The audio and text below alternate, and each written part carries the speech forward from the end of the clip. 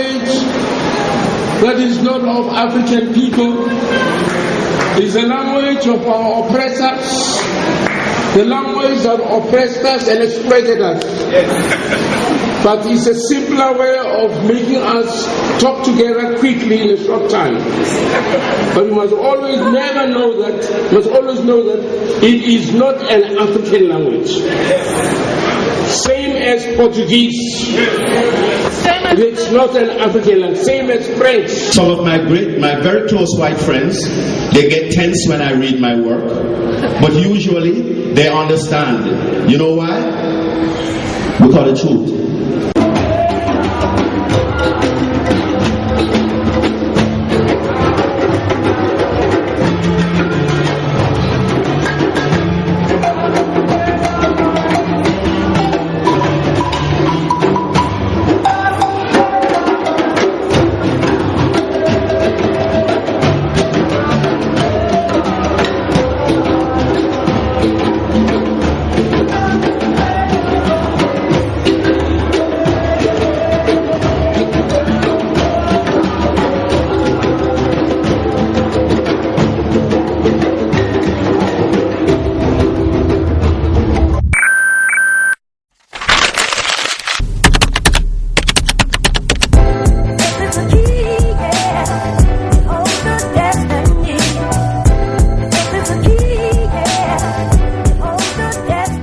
First fruits of the harvest is what kwanzaa is. So today we have gathered here to celebrate our culture as African people. Now let me be very clear here. When I say African people, I mean black people. I mean black people. Yeah, I don't want us to get confused because now everyone wants to be an African. Yes, sir. When I say African, I mean the original people of God, the black man and the black woman. Well, like I said, Kwanzaa has been celebrated throughout the continent by different tribes. And they call it different names. The Zulus will call it Umkosi. The Swazi will call it Inwala. The Yoruba tribe of Nigeria will call it Enje. And the Ashanti tribe of Ghana call it Onjira. So Kwanzaa is not just for Swahili people, it's for all African people throughout the continent. Today's theme is about shaping Africa's future. I'm a young black African who's talented and who wants to see revolutionary in Africa. Yes. Of what needs to be done for Africans. What needs to be done for Africans' future? As Africans, we need to make sure that the youth is well provided with education and equality. Therefore, there are many children out there who wish to go further with their studies, but because they are looking up to their parents who are unemployed, then their dreams fail. They have to go market for jobs to make a living. Yet we say that Africa is liberated. We have seen what imperialism does. It's going to bomb you. The worst thing is that they will give you elections and they'll give you new leaders, but they'll not change anything. In South Africa, let us be clear. Neo-apartheid kills black people. Neo-apartheid kills black people. The ANC is the major manager and an agent of the current process of whiteness.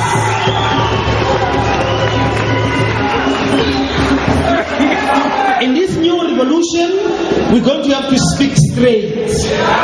In this new revolution, we're going to name names and we're going to say who the enemy is.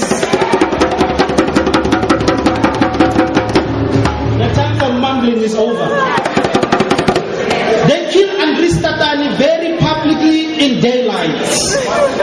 Andries Tatani was killed very publicly, very brutally by the bullets of the democratic government. Andries Tatani was killed by the ANC in government. Andries Tatani was killed for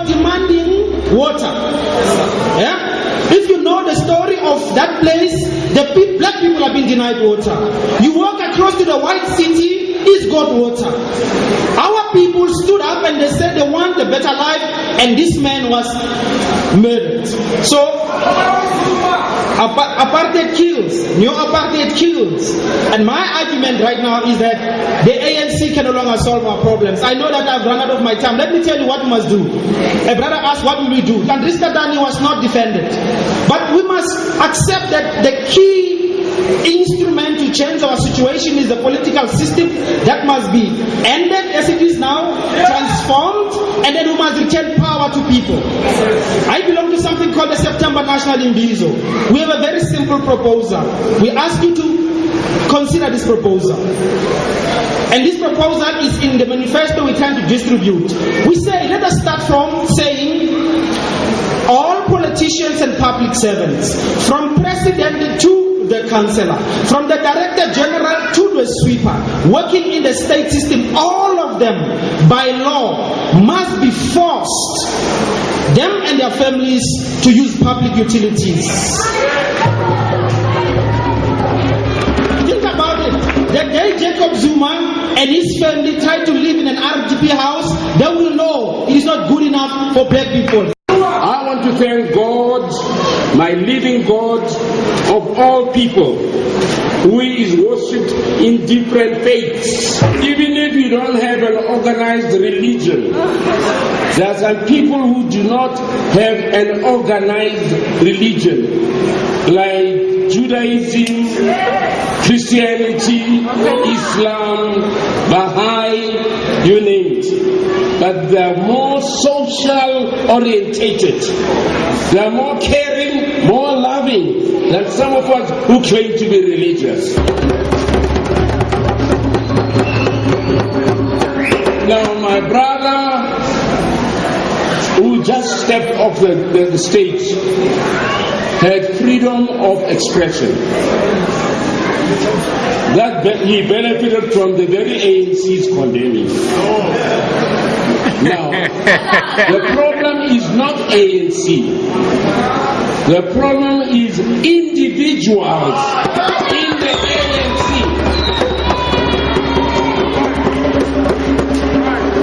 who have suddenly become tenders, who have got investments, who all, when you start wanting to say the land must come back to the people, when you start saying the resources must come back to the people, they think of the investments and their profits more than what they commit themselves to.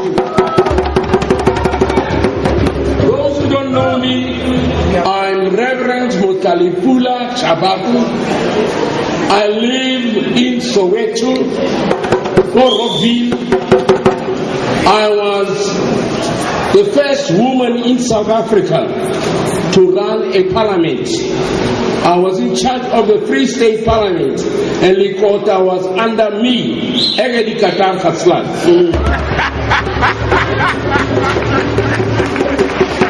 I've been a member of the ANC since 1949.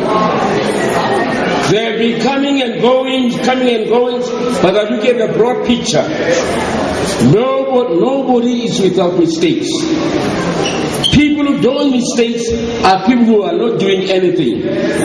When you sit and watch TV and see people playing soccer, you see how they miss the ball, they dribble, because you are sitting and watching.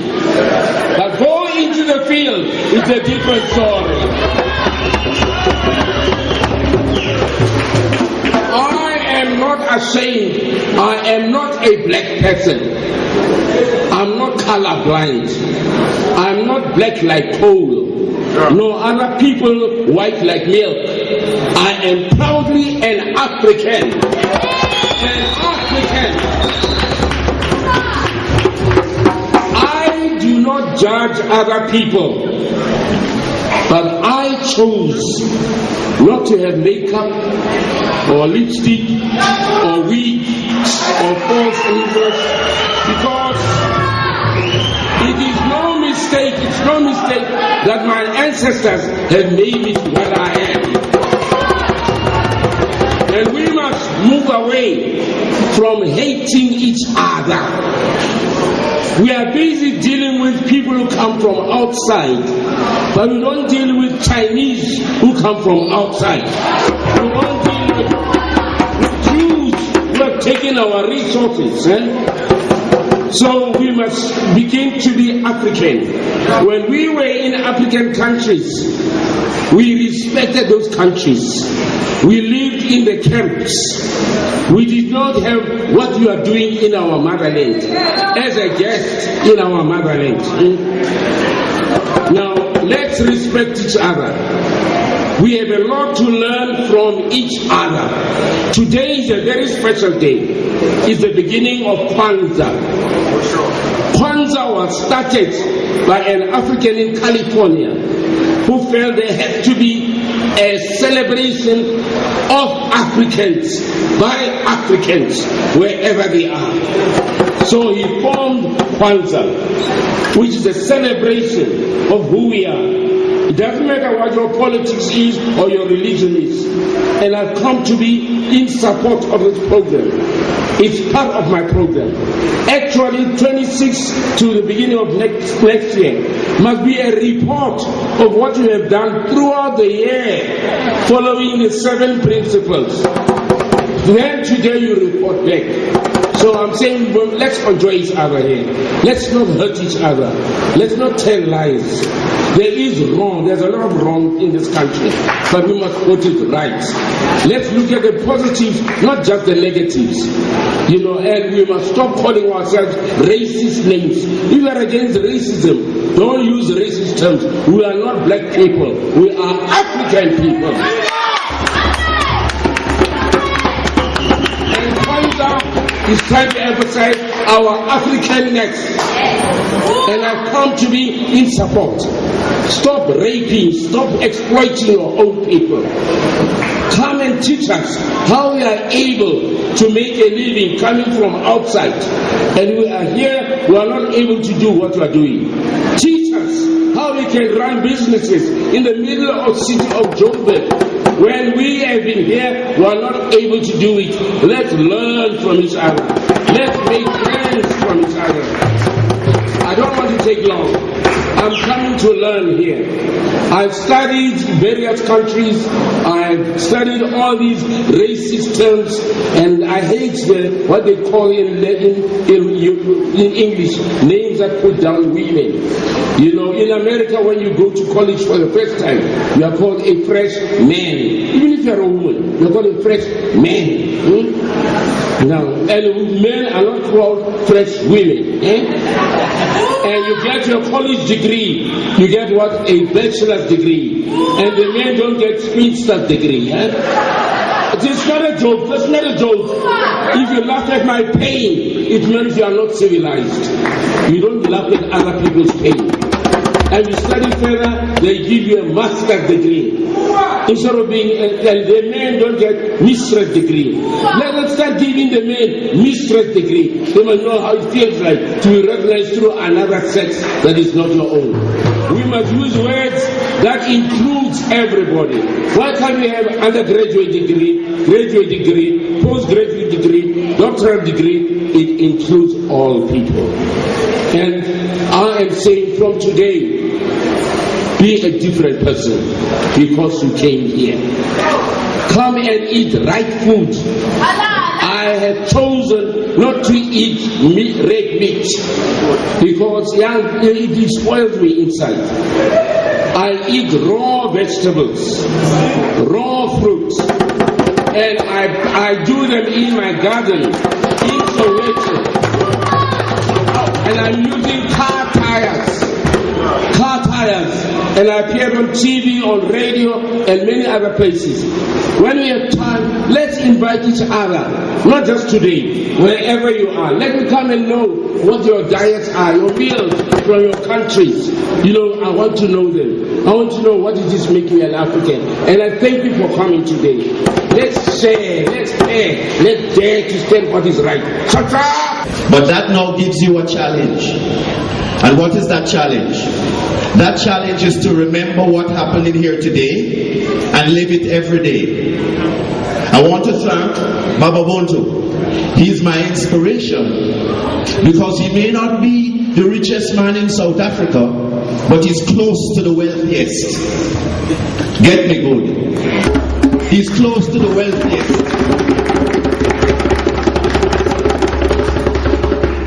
This is a lovely story that this is just the introduction to the book, but I like to read it to my young warriors and to my young children, because you will find it has a very unusual effect. Even though it tells the truth, it seems to make you filled with love.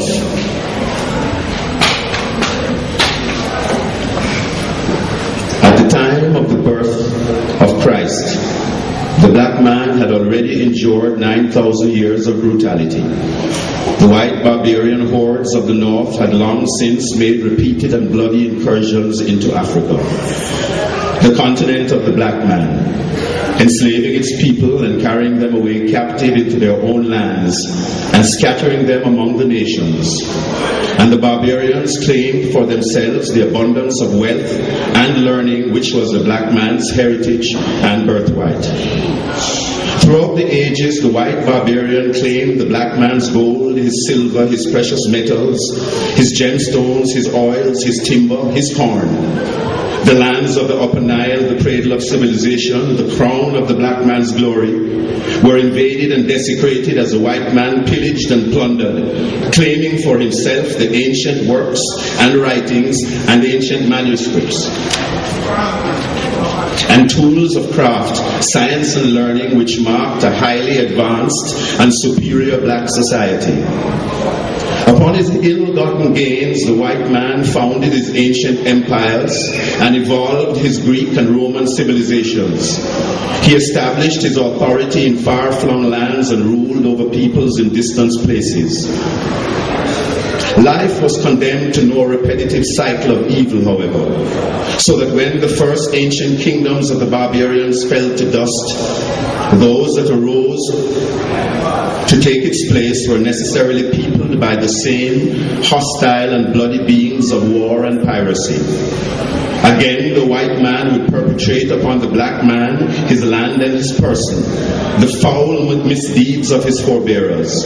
Again, Africa would know the bloody onslaught of the white man as he ravaged the black man's native soil, to possess its wealth and to slaughter and enslave its people, removing them from their lands to the slave plantations of the West Indies and the Americas, again to build his empires of glory, again to establish his authority over distant peoples in far-flung lands. And they have cast lots for my people, and have given a boy for an harlot, and sold a girl for wine, that they might drink. Ye have taken my silver and my gold, and have carried into your temples my goodly, pleasant things. The children also of Judah and the children of Jerusalem have ye sold unto the Grecians, that ye may remove them far from their borders. Joel chapter 3 verse 3 to 6. Today, the remembered history of the black man is confined almost entirely within the recent 400 years. And consequently, the black man's history is built solely upon a legacy left by slavery and by the invading barbarian hordes led by the likes of the vile and murderous Sir Henry Morgan and Sir Francis Drake, a host of other of similar character and intent. A squalid and uncertain heritage at best, one which has left the black man groping in the dark, lost, ashamed, and defenseless, without memory or knowledge of the truth of his most noble past. The black man is unable to rebut the vile caricatures and labels attached to his person and his heritage. And worse, he remains forever uncertain of who he is, and therefore wholly unaware of what he may become. The black man has for thousands of years walked in gross darkness, and he has known great pain and despair. The black man's ancient and honorable traditions of majesty are concealed beneath thousands of years of bloody lies and terrifying deceit. And the black man is stripped of his heritage and his birthright. But light is coming to the world, and all that has been hid shall be revealed. For it is only knowing the truth concerning Him alone, who is the living God, can we unlock the mysteries contained in the ancient books of the prophecy, from Genesis to Revelations and beyond. And the people that walked in darkness have seen a great light. They that dwell in the land of the shadow of death, upon them hath the light shine. Rastafari.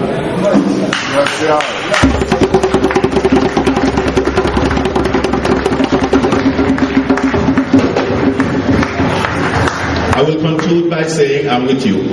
I will conclude by saying, AfricanX.com. Just Google it or just type that in. And when you are reading it, please, there are no cameras in the room. There is no boss isn't there. Relax, absorb the material, and there you will find yourself. The gods that build those pyramids without cement and mortar.